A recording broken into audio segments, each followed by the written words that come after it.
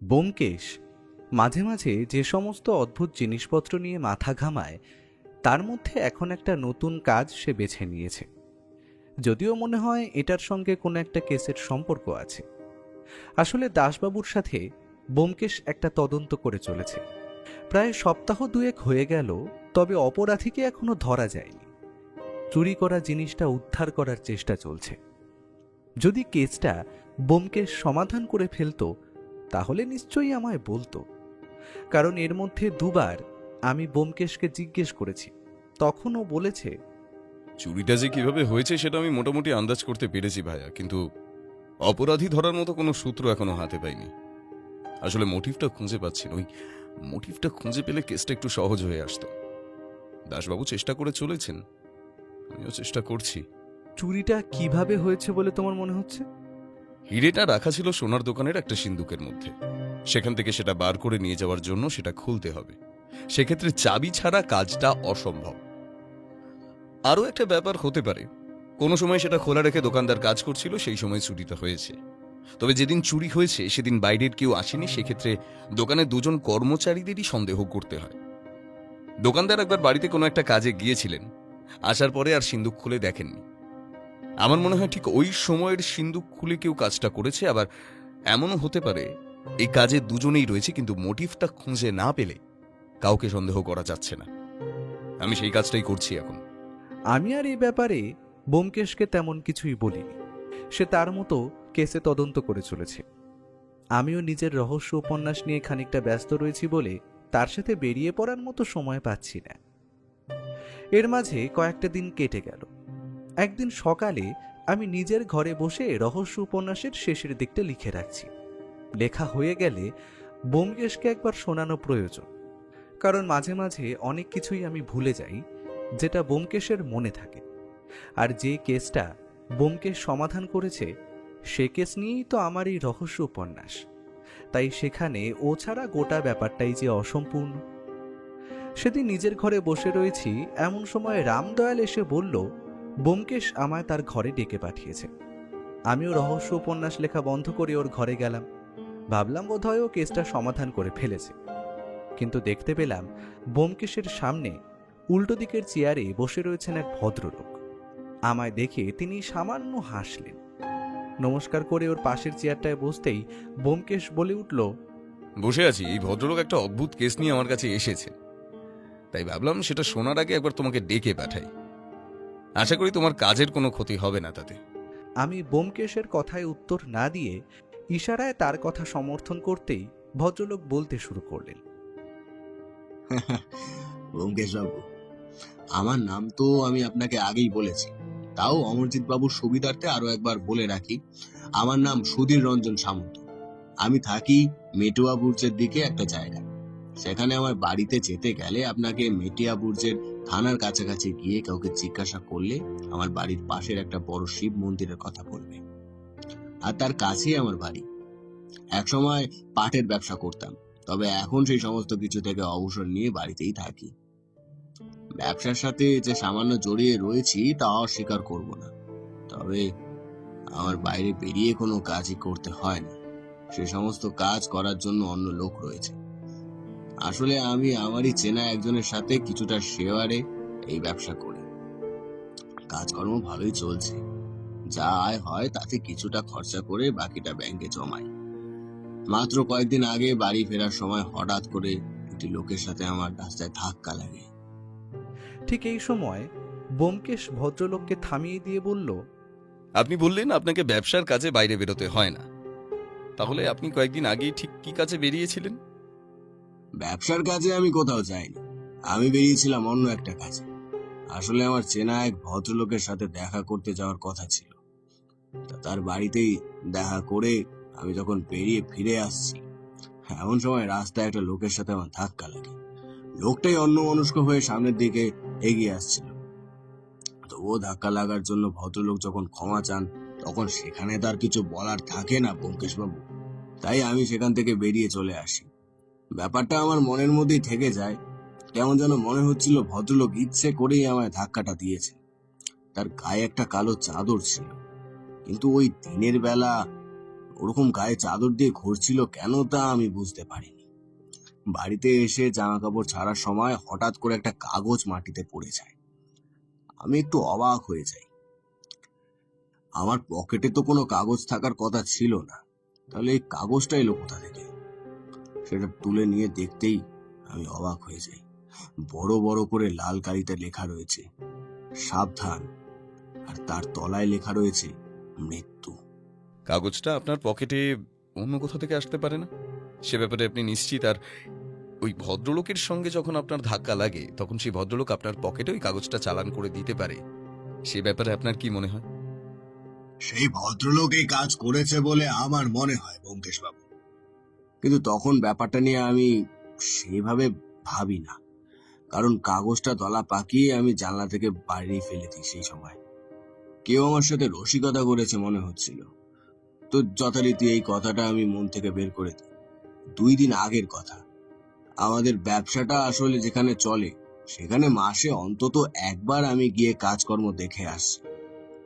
বুঝতেই পারছেন, আমাদের দুজনের টাকা আছে তো এই ব্যবসাতে, তাই দেখে আসা আমার কর্তব্য। সেখান থেকে কাজকর্ম দেখে ফিরে আসার সময় একটা বাচ্চা ছেলে হঠাৎ করেই দৌড়ে আমার দিকে আসে। আমি ভাবি মনে হয় ভিখারি গোছের কেউ একটা হবে, কারণ তার পরনে পোশাক খুব একটা ভালো ছিল না। সে আমার সামনে এসে দাঁড়াতেই আমি তার দিকে তাকাই। সে তখন হাত বাড়িয়ে আমাকে একটা কাগজ দেয় এবং দিয়েই সে থমকে দাঁড়িয়ে পড়ে। আমি কাগজটা হাতে নিয়ে দেখতে পাই কাগজে সেই লাল অক্ষরে লেখা রয়েছে সাবধান, আর তার তলায় লেখা রয়েছে মৃত্যু। ছেলেটা তখনও আমার সামনেই দাঁড়িয়ে রয়েছে। আমি তাকে বলি যে কাগজটা তোকে কে দিয়েছে? আমার কথায় সেই বাচ্চা ছেলেটি দূরে একটা গলির মুখের দিকে হাত দেখায়, আর তখনই আমি দেখতে পাই সেখানে কেউ একজন দাঁড়িয়ে রয়েছে, যার গোটা মুখ কালো চাদরে ঢাকা। আমার কেন জানি না রাগ চেপে যায়। আমি তখনই তার দিকে তাড়াতাড়ি এগিয়ে যাই, কিন্তু সে ততক্ষণে গলির ভেতরে ঢুকে পড়েছে। অনেকক্ষণ খুঁজেও আর তাকে দেখতে পাই না। ততক্ষণে সেই বাচ্চা ছেলেটাও আমার সামনে থেকে উধাও। এখন ব্যোমকেশ বাবু, কেউ যদি আমার সাথে রসিকতা করতে চায় তাহলে সে সেটা একবারই করবে, কিন্তু কিন্তু যেই লোকটাকে আমি সেদিন গলির মুখে দেখতে পেয়েছিলাম সেই লোকটার সাথেই আমার ধাক্কা লেগেছিল। দ্বিতীয়বার আমরা সামনে হতে চাইনি বলেই বাচ্চা ছেলেটাকে দিয়ে কাগজটা পাঠিয়েছে। এমন একটা অবস্থায় আমায় কেউ কি সাবধান করে দিতে চাইছে নাকি হুমকি দিচ্ছে, সেটাই আমি বুঝতে পারছি না। তাই আর সময় নষ্ট না করে আমি আপনার কাছে এলাম। এবার আপনি যদি আমার এই ব্যাপারে সাহায্য করতে পারেন তাহলে। ব্যোমকেশ সবকিছুই মন দিয়ে শুনল, তারপর একটু চুপ করে থেকে বলল, আপনার কোনো শত্রু কিংবা আপনার কোনো প্রতিদ্বন্দ্বী এমন কেউ আছে যে আপনাকে এভাবে ভয় দেখাতে পারে? হুমকি বা সাবধানবাণী সেটা বোঝার জন্য আপনাকে আপনার ব্যাপারে সবকিছু ভালো করে জানা দরকার। কিন্তু দেখুন ব্যোমকেশ বাবু, শত্রুর কথা কিংবা প্রতিদ্বন্দ্বীর কথা যাই বলুন না কেন, সে আমি যখন ব্যবসা করতাম তখন না হয় আমার কাছে থাকতে পারে সেরকম কিছু, কিন্তু এখন তো আমি তেমন কিছুই করছি না। আর যদি সত্যিই কেউ থেকে থাকে তাহলে এভাবে আমাকে সতর্ক করিয়ে দিয়ে তার কি লাভ হবে বলুন তো? আমায় খুন করার হলে সে এতদিনে তো করতেই পারতো। আমি যখন বাইরে বের হই তখন তো আমি একাই থাকি, তাই সেসব না করে চিঠি পাঠিয়ে লাভ কি হচ্ছে বলুন তো? হুমকির ব্যাপারটা তো না হয় বুঝলাম, কিন্তু এটা যে সাবধানবাণী তা আপনার মনে হলো কেন? আপনার কাছে কোনো কিছু গোপন করব না। ব্যবসার কাজে মাঝে মাঝে আমাদের এমন কিছু পথের আশ্রয় নিতে হয় যা অতি সহজ পথ নয়, আর তাতে মাঝে মাঝে কারোর ক্ষতি হয় না, সে আমি অস্বীকার করব না। তাই শত্রু থেকেই থাকে। যে আমাকে খুন করতে চায় সে দিনের আলোয় পথে বেরিয়ে আমায় কাগজে লিখে সেটা জানিয়ে দেবে কেন? আপনার সেই বন্ধু ভদ্রলোক, মানে যার সঙ্গে আপনি ব্যবসাটা মিলিতভাবে করেন, তিনি এ ব্যাপারে কিছু জানেন? কাল রাতেই টেলিফোন করে তাকে সমস্ত কিছু জানিয়েছি। আসলে সম্প্রতি আমরা একটা বড় অর্ডার নিয়েছি। একটা বড় কারখানায় বেশ কিছু পাটের যোগান দেওয়ার অর্ডার রয়েছে। তার জন্য বেশ খানিকটা মাল আমাদের বাইরে থেকে আনতে হয়েছে। এই কাজগুলি সামান্য ভয় থাকে, একটু এদিক থেকে ওদিক হলে ব্যবসা ডুবে যাওয়ার কথা আছে, কারণ এই সমস্ত বিষয়ে অনেক টাকা আমাদের লাগানো থাকে। আর একবার বাজারের নাম খারাপ হলে বুঝতেই পারছেন, এ হলো প্রতিযোগিতার বাজার। একবার বসে গেলে আবার উঠতে অনেক কষ্ট। তাই তাকে ব্যাপারটা জানাই, কিন্তু সে আমাকে বলে এখন চুপ করে থাকতে, আগে কাজটা হয়ে যাক, তারপর না হয় এই সমস্ত বিষয় নিয়ে ভাবা যাবে। অর্থাৎ আপনার বিষয়টাকে তিনি এক্ষুনি বেশি গুরুত্ব দিতে চাইছেন না। আগে কাজটা উদ্ধার হয়ে যাক, তারপর দেখা যাবে। কথাটা বলে ব্যোমকেশ মুখের সামনে দুটো হাত জড়ো করে বেশ কিছুক্ষণ চুপ করে বসে রইল। তারপর হঠাৎ মুখ তুলে বলল, আচ্ছা, আমায় একটা কথা বলুন তো সুধীর রঞ্জন বাবু। এই যে আপনারা বড় একটা অর্ডার পেয়েছেন, এই অর্ডারের পিছনে তো আরো অনেকেই থাকে যারা আপনাদের মতো পাটের ব্যবসা করছে। তারা আপনার কোনো ক্ষতি করতে চাইছে, এমনটা হতে পারে না? হতে তো অনেক কিছুই পারে, কিন্তু যাতে সেটা না হয় তার জন্যই তো আপনার কাছে আসা। একটা বিপদ যদি আমার মাথার কাছে ঘুরতে থাকে, তাহলে সেটা নিয়ে আপনি আমাকে উদ্ধার করে দিন, এই আমার আর্জি আপনার কাছে। আপনার প্রাপ্য নিয়ে আপনার ভাবতে হবে না। আপনাকে আমি নিরাশ করব না ব্যোমকেশ বাবু। শুধু আপনি এই কাগজকে কেন পাঠালো সে ব্যাপারটা আমাকে খুঁজে বার করে দিন। আপনার বাড়িতে কোনো সমস্যা দেখা যায়নি তো? মানে বাড়ির ওপর কেউ অনুসরণ করছে, কিংবা আপনি যখন রাস্তায় বেরোচ্ছেন তখন আপনাকে কেউ অনুসরণ করছে, এমন কিছু? ভালো কথা মনে করিয়েছেন ব্যোমকেশ বাবু।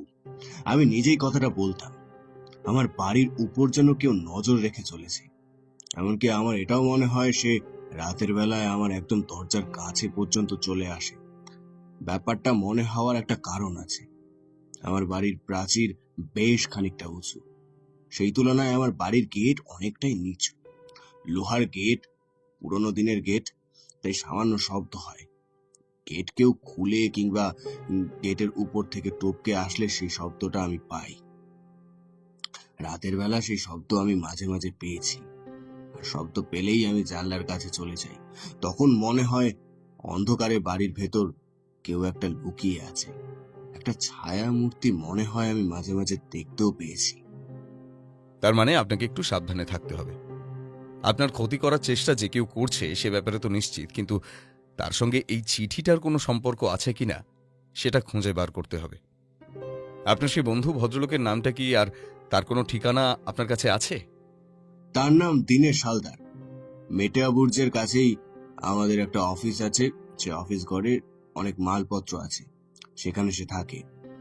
আর তার বাড়ি কিন্তু পার্ক স্ট্রিটের কাছে। তার বাড়ির ঠিকানা আমি আপনাকে লিখে দিয়ে যাচ্ছি। সুধীর রঞ্জন বাবু দীনেশ হালদারের বাড়ির ঠিকানা, টেলিফোন নাম্বার সমস্ত কিছুই লিখে দিয়ে গেল। যাওয়ার আগে ভদ্রলোক আরও একবার বললেন, ব্যোমকেশ বাবু, আমি কিন্তু আশায় রইলাম। আপনি আমার সাহায্য করবেন, দেখবেন তার আগেই যেন আমার কোনো বিপদ না ঘটে যায়। ব্যোমকেশ সামান্য হাসল, তারপর বলল, আপনি নিশ্চিন্ত থাকুন সুধীর রঞ্জন বাবু, আপনার কেসটা আমি হাতে নিলাম। আমার দিক দিয়ে যত দূর সম্ভব আমি দেখব।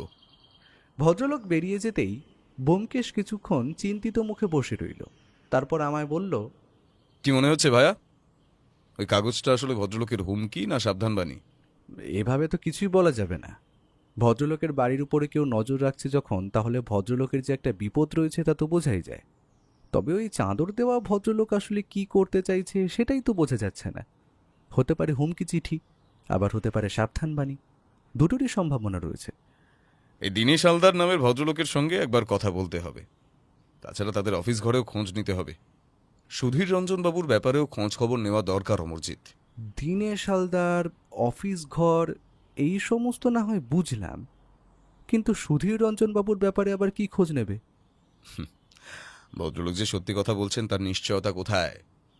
তিনি ব্যবসাদার লোক, সামান্য একটা মিথ্যে বলে তিনি অনেক কিছুই প্রমাণ করে ফেলতে পারেন।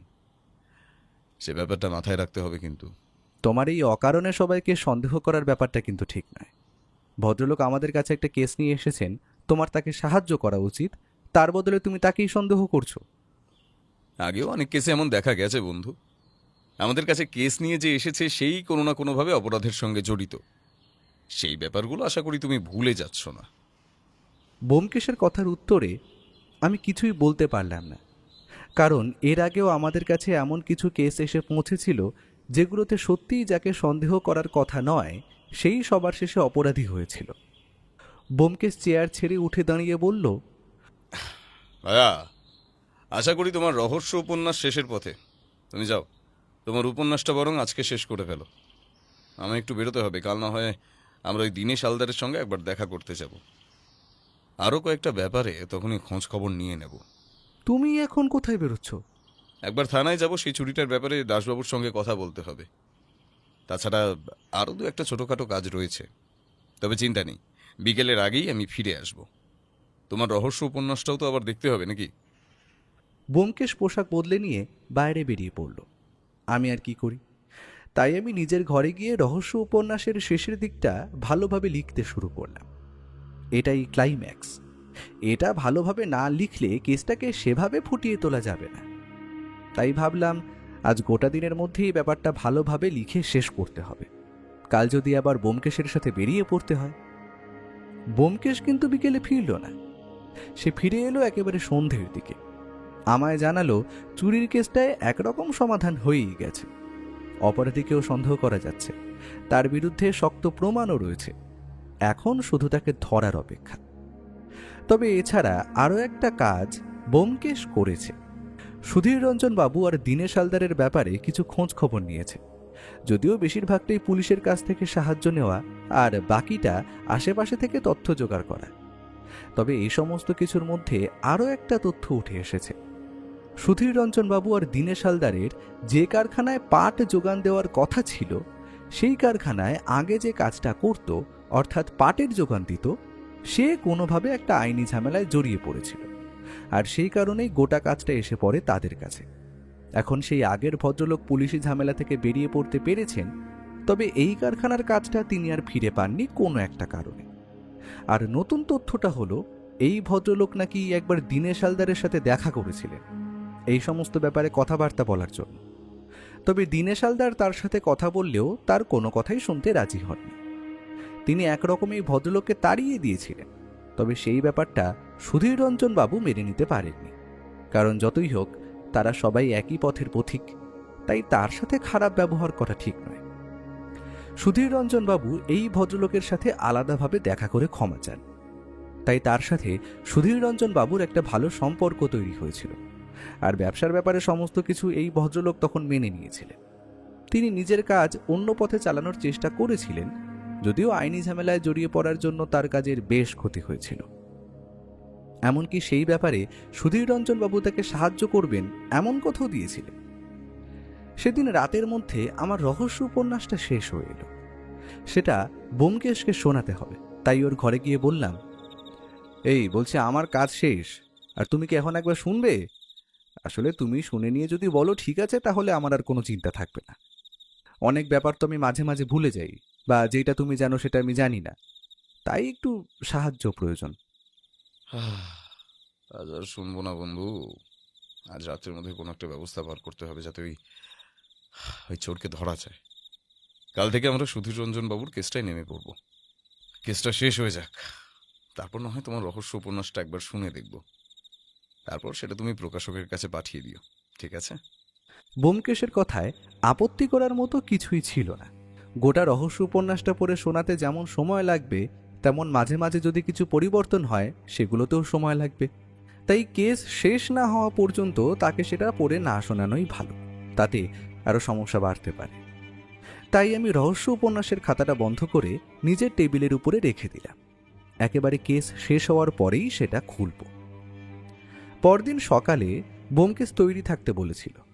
সময় মতো আমি আর ব্যোমকেশ বেরিয়ে পড়লাম দীনেশ হালদারের সাথে দেখা করার জন্য, ভদ্রলোকের সেই অফিসে। গুদাম ঘরের কাছে পৌঁছে দেখলাম বাইরে একজন দারোয়ান মতো ছিল। তার সাথে দেখা করে ও বলল, তোমার বাবুর সঙ্গে একবার দেখা করব। আসলে আমাদের কিছু কাঁচা পাট লাগবে। আমাদের যেখানে অপেক্ষা করতে বলা হলো সেটা আসলে কোনো ঘর নয়, অফিস ঘরের বাইরে একটা ছোট্ট বারান্দা মতো। সে বারান্দায় দুটো চেয়ার পাশাপাশি রাখা, সেখানেই আমরা বসলাম। একটু পরেই বোধহয় ভেতর থেকে দীনেশবাবু বলে উঠলেন, এই হরি, এই বাইরে কে আছে, ভিতরে পাঠিয়ে দাও। দারোয়ান আমাদের দিকে ইশারা করলে আমরা ভেতরে ঢুকলাম। ব্যোমকেশ ঢুকেই নমস্কার করে বলল, নমস্কার দীনেশবাবু। এই আমাদের ছোট্ট একটা ব্যাগের কারখানা রয়েছে, তা আমাদের কিছু কাঁচা পাট প্রয়োজন, তাই আপনার সঙ্গে কথা বলতে এলাম আর কি। কতটা পাট লাগবে আর পাটের দাম কি আছে এখন তা জানেন তো? সে আপনি ভালো বুঝবেন, তাতে কোনো সমস্যা নেই। তবে আমি শুনেছিলাম এখানে সুধীর রঞ্জন বাবুকে পাওয়া যেতে পারে। আসলে সুধীর রঞ্জন বাবু আমার বেশ পরিচিত। উনি অফিসে খুব একটা আসেন না, গোটা ব্যাপারটাই আমিই সামলাই, তাই আপনার যা কথাবার্তা বলার আমার সাথেই বলতে হবে। ও আচ্ছা, শুনেছি সম্প্রতি আপনারা একটা বড় অর্ডার পেয়েছেন পার্ট সাপ্লাইয়ের, সেটা কি সত্যি? এই আপনি কে বলুন তো? আপনাকে আমি এত কথা বলতে যাব কেন? আপনার কি কাজ আছে সেটা বলুন, না হলে আমার সময় নষ্ট করবেন না। দীনেশবাবু, সময় নষ্ট আমি করব না। আসলে আপনারা কাদের কাদের পার্ট সাপ্লাই করেন সেটা জানা থাকলে একটু ভালো হতো। আসলে বুঝতেই পারছেন, এর আগেও আমি দু এক জায়গায় গেছি, তারা আমায় পাটের দামও বলেছে। তবে সুধীর রঞ্জন বাবুর সঙ্গে আমার পরিচয় ছিল, তাই ভাবলাম না আমি এখান থেকেই পাট তুলবো আর কি। সুধীর রঞ্জন বাবু সমস্ত ব্যাপার দেখেন না, গোটাটাই আমি দেখি। আর আপনারা এর আগে কাদের কাছে গিয়েছিলেন বলুন তো? আমি ভাবলাম ব্যোমকেশ এবার বোধহয় ধরা পড়ে যাবে। মিথ্যে কথা যে ব্যোমকেশ মাঝে মাঝে বলে সেটা আমি জানি, কিন্তু সে এই সমস্ত ব্যাপার থেকে খুব ভালোভাবে বেরিয়ে আসে। তাই আমি অপেক্ষা করলাম ও কি বলে তা শোনার জন্য।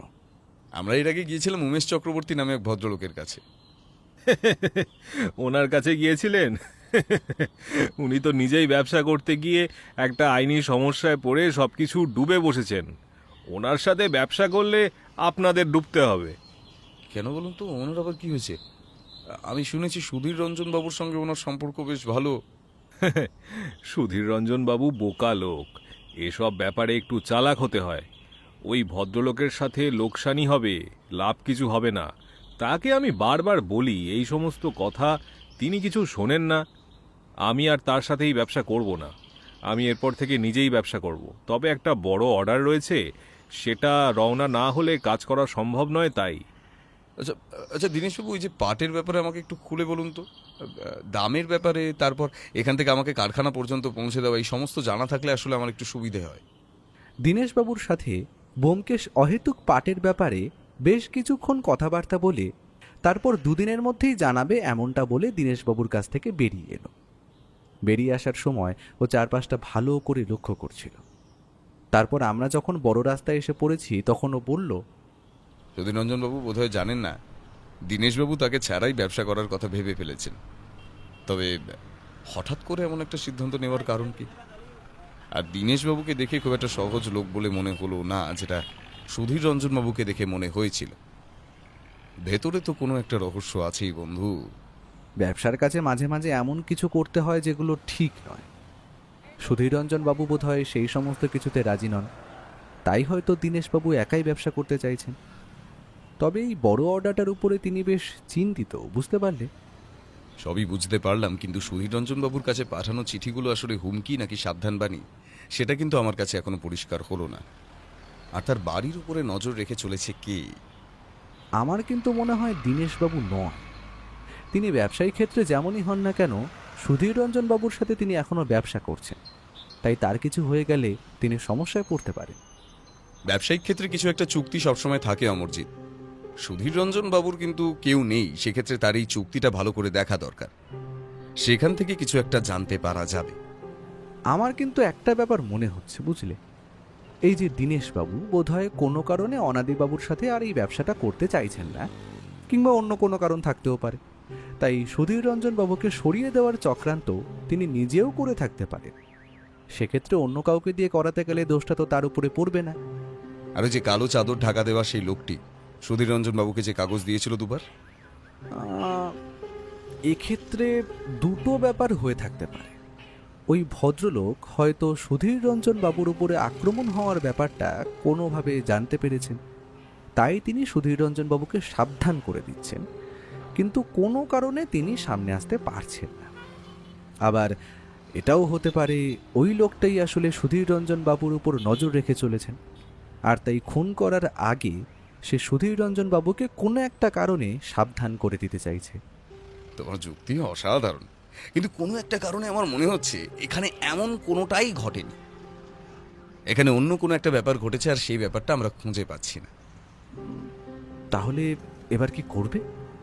একবার সুধীররঞ্জন বাবুর বাড়িতে যেতে হবে, চুক্তির ব্যাপারটা দেখা দরকার। তাছাড়া সুধীররঞ্জন বাবুর বাড়িতে গিয়ে তার ব্যাপারে আরো কিছু জানা দরকার।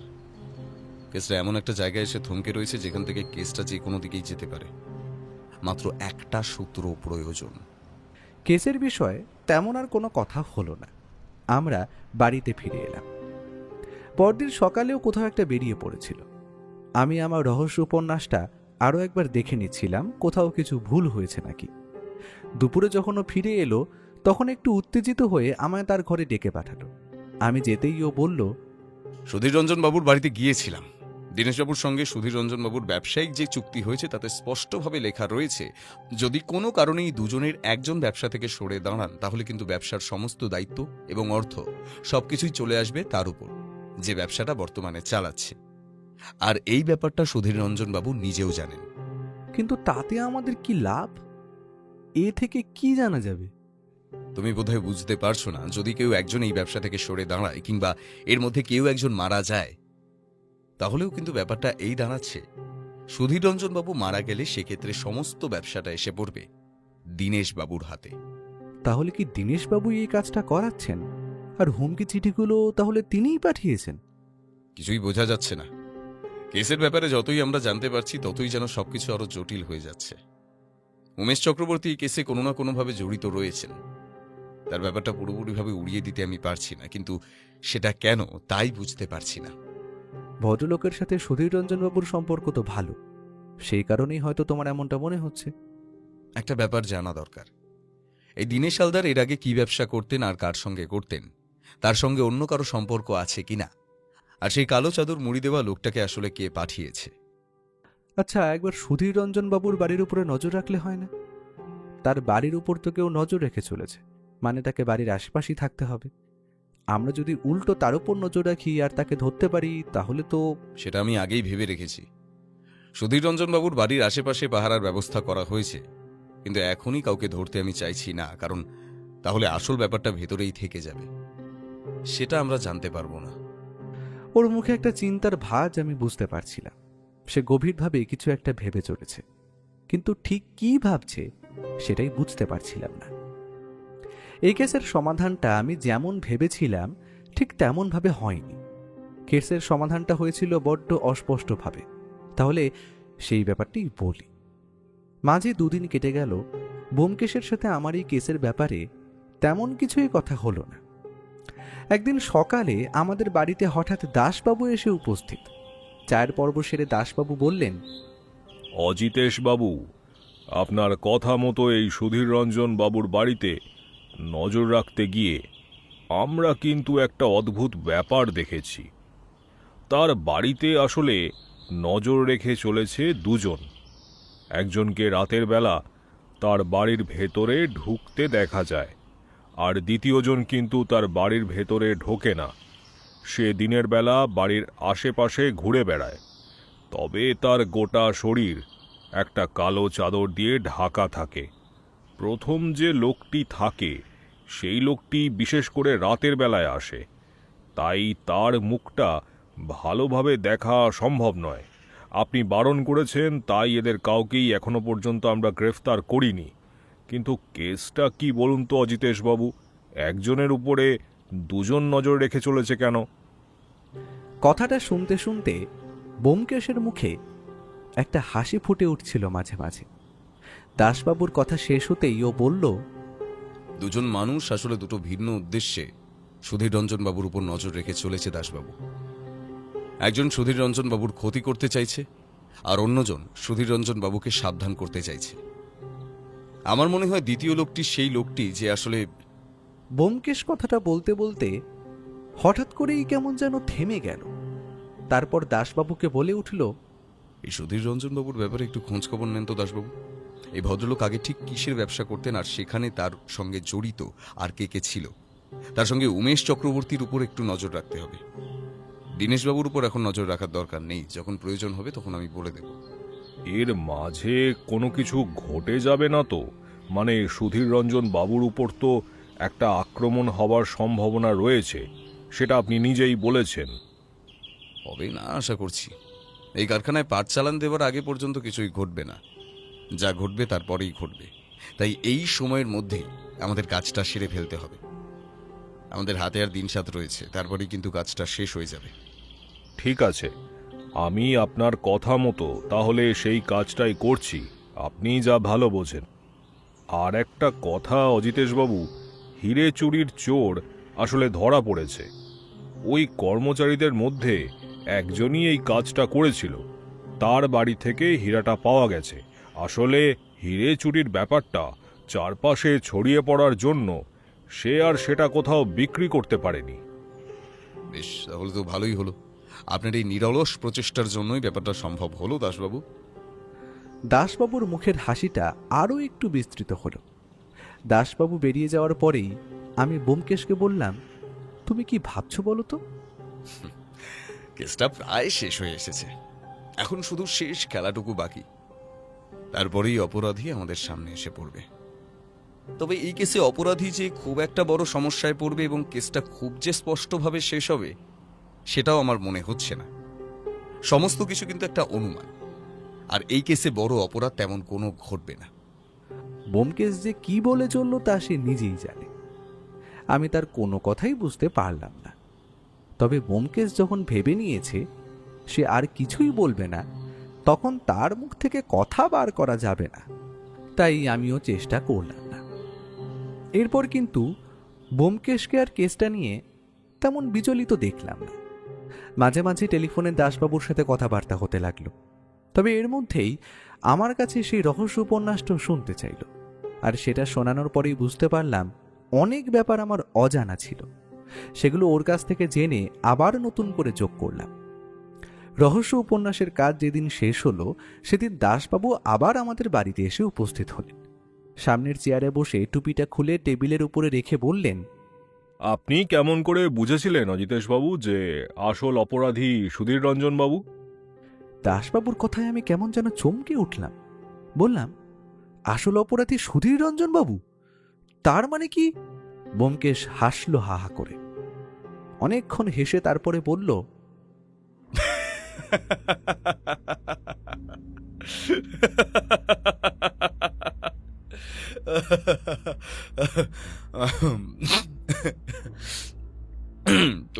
তোমায় বলেছিলাম না বন্ধু, মাঝে মাঝে অপরাধী নিজেকে ভালো সাজানোর জন্য অনেক কাজ করে থাকে, আর সেক্ষেত্রে সে নিজের নিরপরাধ প্রমাণ হওয়ার জন্য কোনো একটা সূত্র রেখে যেতে চায়। সুধীর রঞ্জন বাবু এক্ষেত্রে তাই করেছিলেন। তিনি আমার কাছে এসে একটা মিথ্যে গল্প সাজিয়ে বলে নিজেকে নিরপরাধ প্রমাণ করতে চেয়েছিলেন। একটা ব্যাপার ভেবে দেখো, ভদ্রলোকের কাছে ওই কাগজটা দুবার এলো, অথচ ভদ্রলোক কিন্তু সেই কাগজটা নিজের কাছে রাখেনি, আমাকেও দেখায়নি। আসলে সুধীর রঞ্জন বাবু তার এই পাটের ব্যবসাটা নিয়ে একটা বড় ষড়যন্ত্র করেছিলেন। আসলে তাদের চুক্তিতে লেখা রয়েছে, দুজনের মধ্যে একজন যদি ব্যবসা ছেড়ে দেয় তাহলে অপরজন ব্যবসাটা পাবে। সেক্ষেত্রে যে ব্যবসা ছেড়ে দিচ্ছে তার আর্থিক কোনো ক্ষতি না হলেও ব্যবসায়িক ক্ষেত্রে অনেকটা ক্ষতি হবে। এখানে সুধীর রঞ্জন বাবু আসলে এই মিথ্যে গল্প সাজিয়ে প্রমাণ করতে চাইছিলেন যে দীনেশ হালদার তাকে অনুসরণ করছে এবং মারার চেষ্টা করছে, আর তাই এই মিথ্যে নাটকটা তিনি করেছিলেন। সেক্ষেত্রে তিনি নিজেই দীনেশ হালদারের কাছ থেকে ব্যবসায়িক ক্ষেত্রে সরে এলে গোটা কোম্পানিটা তার কাছেই থাকবে, আর তখন তিনি উমেশ চক্রবর্তীর সঙ্গে মিলে কাজটা আবার নতুন করে শুরু করতে পারবেন। আমি তো কিছুই বুঝতে পারছি না। এই গোটা ব্যাপারটা আমায় একটু খুলে বলো তো। এই সুধীর রঞ্জন বাবুর সঙ্গে আসলে তার প্রথম ব্যবসার সময় উমেশ চক্রবর্তীর একটা যোগাযোগ ছিল। তখন কিন্তু সুধীর রঞ্জন বাবু নিজের ব্যবসা করতেন না, কোনো একটা ব্যবসায় কাজ করতেন, আর সেই কাজ করতে করতে তিনি ব্যবসা সম্পর্কে সমস্ত অভিজ্ঞতা অর্জন করে নেন। ঠিক যেই সময় উমেশ চক্রবর্তী আইনের সমস্যায় এসে তার ব্যবসা বন্ধ করতে বাধ্য হন এবং কয়েক মাস জেলের ঘানি টানেন, সেই সময় কিন্তু সুধীর রঞ্জন বাবু দীনেশ হালদারের সঙ্গে তার এই ব্যবসাটা শুরু করেছিলেন। আসলে এই সময়টা চুপচাপ বসে না থেকে একটা অফিস, একটা গুদামঘর, এই সমস্ত জোগাড় করে নেওয়াটা তার আসল উদ্দেশ্য ছিল। তাই চুক্তিপত্রের সময় তেমনই লেখা ছিল যে ব্যবসা ছেড়ে দেওয়ার সময় যদি কারোর অপরাধ প্রমাণিত হয় কিংবা তার অসৎ উদ্দেশ্য থাকে, তাহলে তার কাছে এই অফিস, গুদামঘর কোনো কিছুই যাবে না। শুধুমাত্র অর্থ যা ব্যবসা থেকে উপার্জিত হয়েছে তা অর্ধেক অর্ধেক ভাগ হয়ে যাবে। উমেশ চক্রবর্তী জেল থেকে বেরোনোর পরে যখন বুঝতে পারেন তিনি পুরো ডুবে গেছেন, তখন তিনি প্রথমেই সুধীর রঞ্জন বাবুর দ্বারস্থ হন। সুধীর রঞ্জন বাবু ভেবেছিলেন এই দীনেশ হালদারকে উমেশ চক্রবর্তীর ব্যাপারে বলে তাকে তাদের ব্যবসায় নিয়ে নেবেন, কিন্তু দীনেশ হালদার তার কথায় রাজি হন না। সুধীর রঞ্জন বাবু কিন্তু নিজে দীনেশ হালদারের কাছে উমেশ চক্রবর্তীকে নিয়ে যাননি। উমেশ চক্রবর্তী নিজেই তার কাছে গিয়েছিলেন, কিন্তু দীনেশ হালদার উমেশ চক্রবর্তীকে অপমান করে এবং আরও সমস্ত কথা বলে সেখান থেকে তাড়িয়ে দেয়। তোমার হয়তো মনে আছে, সুধীর রঞ্জন বাবু পরে এই ঘটনার জন্য উমেশ চক্রবর্তীর সঙ্গে দেখা করে, তার কাছে ক্ষমাও চান। হঠাৎ করে তিনি উমেশ চক্রবর্তীর সঙ্গে এত ভালো ব্যবহার করতে গেলেন কেন, সেটাই দীনেশ হালদারের পছন্দ হয় না। তিনি তখন ভেবে নেন যে এই ব্যবসা তিনি এরপর একাই করবেন, সুধীর রঞ্জন বাবুকে ব্যবসা থেকে সরিয়ে দেবেন। সে ব্যাপারে তিনি অনেক সিদ্ধান্ত নিয়ে ফেলেছিলেন। তোমার হয়তো মনে আছে, আমাদের কাছে তিনি এই কথাই বলেছিলেন। আর তখনই সুধীর রঞ্জন বাবু বুঝতে পারেন যে এভাবে তাকে ব্যবসা থেকে সরিয়ে ফেলতে গেলে দীনেশ হালদারের কাছে অনেক কিছু প্রমাণ থাকবে। উমেশ চক্রবর্তীর সঙ্গে সুধীর রঞ্জন বাবুর যোগাযোগ, এমনকি ব্যবসা যে সুধীর রঞ্জন বাবু নিজেও বেশি দেখেন না, সেই সমস্ত ব্যাপার। সেক্ষেত্রে সমস্ত কিছু সম্পত্তি শুধু অর্থবাদে চলে যাবে দীনেশ হালদারের কাছে। তাই তিনি একটা পরিকল্পনা করেন। সেই পরিকল্পনা মতো বোধহয় ওই বাচ্চা ছেলেটা এবং ওই চাদর মুড়ি দেওয়া লোকটারও ব্যবস্থা করেন। তারপর একটা গল্প সাজিয়ে তিনি আমার কাছে আসেন। এইখানে তিনি সামান্য একটা ভুল করেন। তিনি যেদিন আমার বাড়িতে এসেছিলেন তার পরদিন থেকেই কিন্তু তার বাড়ির উপর দুজন নজর রাখতে শুরু করে। তার আগে থেকে শুধুমাত্র একজন তার বাড়ির উপর নজর রাখতে শুরু করেছিল। আসলে তিনি যখন আমার কাছে আসেন তখন তিনি বারবার সাবধানবাণী এই কথাটা বলেছিলেন। হুমকি এবং সাবধানবাণী দুটোই অনুমান করেছিলেন, তাই সেক্ষেত্রে কেসটা সাজাতে গেলে দুজনকে রাখা দরকার। তিনি আমার কাছে এটা তুলে ধরতে চাইছিলেন যে কেউ তার ক্ষতি করতে চাইছে, আর যে ক্ষতি করতে চাইছে সে আসলে দীনেশ হালদার। তাই হালদারের ঠিকানা এবং অফিস ঘর সবকিছুই তিনি আমার কাছে খুলে বলেন, যাতে আমি সেখানে গিয়ে খোঁজ খবর নিলে জানতে পারি যে দীনেশ হালদার ব্যবসা থেকে সুধীর রঞ্জন বাবুকে সরিয়ে দিতে চাইছেন। আর সেটা জানতে পারলে আমার সন্দেহ দীনেশ হালদারের দিকেই যাবে। পরিকল্পনাটা তিনি ভালোই করেছিলেন, কিন্তু ওই চুক্তিপত্রটা দেখেই আমার সামান্য কেমন যেন সন্দেহ হয়েছিল। তারপর উমেশ চক্রবর্তীর ব্যাপারে খোঁজ খবর নিয়ে আমি জানতে পারি সুধীর রঞ্জন বাবুর আগের কাজের জায়গায় উমেশ চক্রবর্তীও ছিলেন। তারপরে উমেশ চক্রবর্তী আর সুধীর রঞ্জন বাবুর একটু বেশি মেলামেশা। এই সমস্ত কিছু আর দীনেশ হালদারের সুধীর রঞ্জন বাবুর ব্যাপারে উদাসীনতা, এই সমস্ত কিছু আমায় একটা সন্দেহ তৈরি করে দেয়। আর তারপরে ওই কালো চাঁদরে ঢাকা লোকটাকে ধরার পরে আমার কাছে গোটা ব্যাপারটা কেমন যেন পরিষ্কার হয়ে যায়। সেই লোকটি আমায় বলে আসলে সুধীর রঞ্জন বাবুর কোনো একটা বিপদ রয়েছে, তাই সে সাবধান করে দিতে চাইছে। কিন্তু সেই বিপদটা কার কাছ থেকে আছে সে ব্যাপারে সে কিছুই জানে না। ওই অফিস ঘরে দীনেশ হালদারকে কারো সঙ্গে সে কথা বলতে দেখেছে সুধীর রঞ্জন বাবুর ব্যাপারে, আর তখনই তার ব্যাপারটা মনে হয়েছিল। কিন্তু থানায় দীনেশ হালদার যখন ওই লোকটাকে দেখে তখন সে জানায় ওই লোকটা আসলে সুধীর রঞ্জন বাবুরই একজন চেনা লোক। তারপর তো বাকি সমস্যাটাই অনুমান, আর বাকিটা ওদের সবার সঙ্গে কথা বলেই বোঝা যায়। তবে এক্ষেত্রে অপরাধী যে অপরাধে দোষী সেটা হলো শুধুমাত্র ব্যবসায় দুরম্বরি করার চেষ্টা এবং মিথ্যে অপরাধ তৈরি করে দীনেশ হালদারকে ফাঁসিয়ে ব্যবসা নিজের নামে করে নেওয়া। এ ব্যাপারে আদালত যা বুঝবে তাই করবে। আমার কাজ আপাতত এখানেই শেষ। তাহলে এই কেসে তোমার প্রাপ্য কিছুই জুটল না। সুধীর রঞ্জন বাবু কিন্তু বলেছিলেন তোমায় বঞ্চিত করবেন না, তাহলে তোমায় বঞ্চিত করতেই হলো। হ্যাঁ, সেটা বোধহয় পুরোপুরি হলো না ভাইয়া। দীনেশ হালদার আমার আসল পরিচয় এবং গোটা কেসের ব্যাপারটা জানতে পেরে আমার উপর খুশি হয়েছেন। তিনি বলেছেন এই গোটা কেসে আমি যা সময় ব্যয় করেছি কিংবা আমার যে যে কাজ করতে হয়েছে তার সমস্ত খরচ তিনি আমায় দিয়ে দেবেন। উপরন্তু তাকে এই বিপদ থেকে বাঁচানোর জন্য এবং তার ব্যবসাটাকে বাঁচানোর জন্য তিনি আমায় বঞ্চিত করবেন না। আশা করি তার বঞ্চিত না করাটা আর সুধীর রঞ্জন বাবুর বঞ্চিত করাটা দুটোই আমি একই ব্যাপার বলে মনে করে নিতে পারবো।